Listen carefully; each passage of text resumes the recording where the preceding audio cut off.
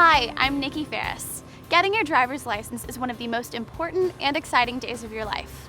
When you go to the DMV, you'll be tested on how well you know the rules of the road, as well as your driving ability. You'll also be asked a very important question. Do you wish to register to become an organ and tissue donor?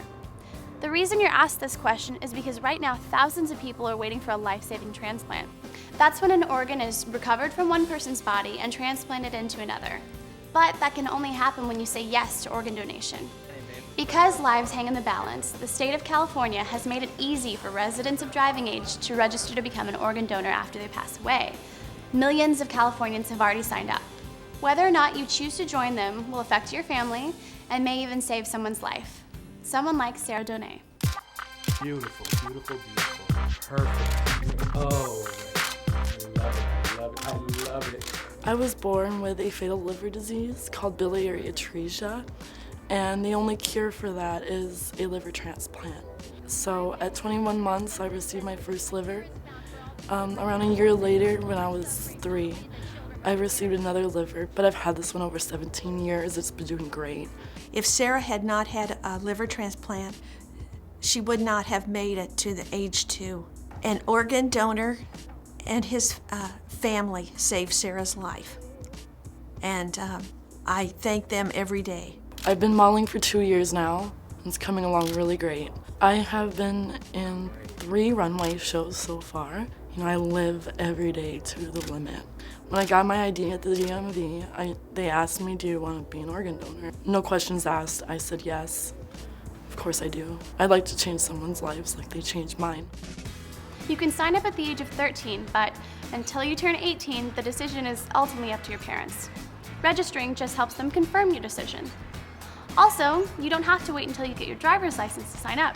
You can do it when you get an ID card at the DMV, or you can sign up online at donatelifecalifornia.org or in Spanish at donevidacalifornia.org. What a difference one donor can make, saving up to 8 lives through organ donation and helping up to 50 lives through tissue donation. The need for donation is huge.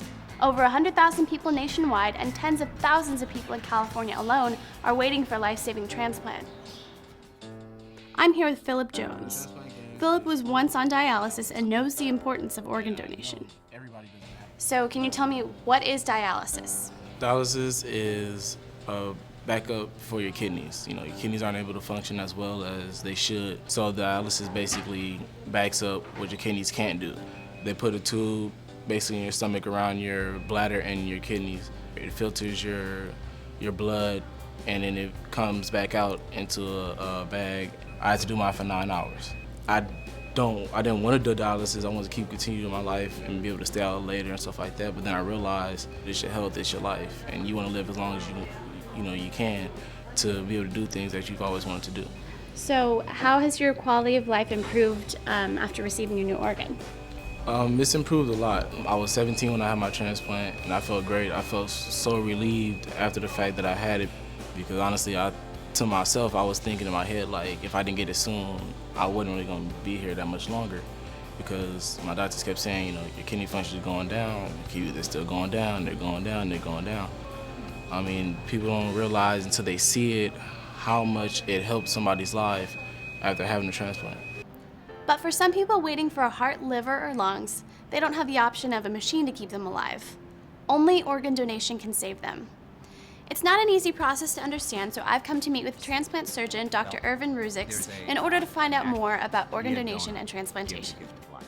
Nikki, there's 2 types of donors.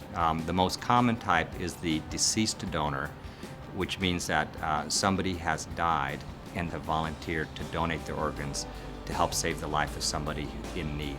Are you yourself an organ donor? Absolutely. And what would you tell teens who are thinking about becoming organ donors? I think there are very few things in your life where for just a few minutes of effort you can make such a huge impact, not just on one person's life, but on the life of their family and their entire community. It's an opportunity to give the gift of life.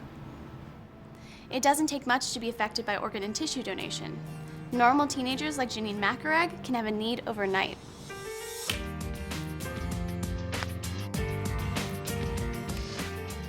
So I was playing basketball and my coach asked me to do a one-on-one demonstration, and I had to go full out 100%, and when I went to shoot for the layup, my teammate pushed me against the wall and my ACL had torn. The ACL is a ligament that helps bend your knee and be able to do regular activities throughout the day.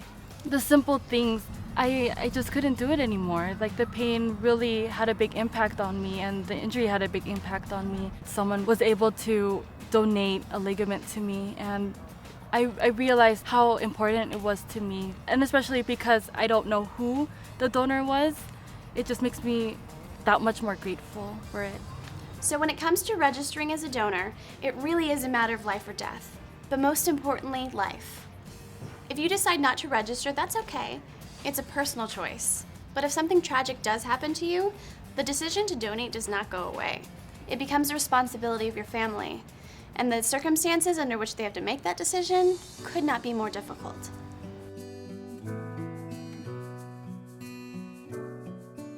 So my twin brother Matthew was a football player and I was a cheerleader, and it was the first varsity game for both of us.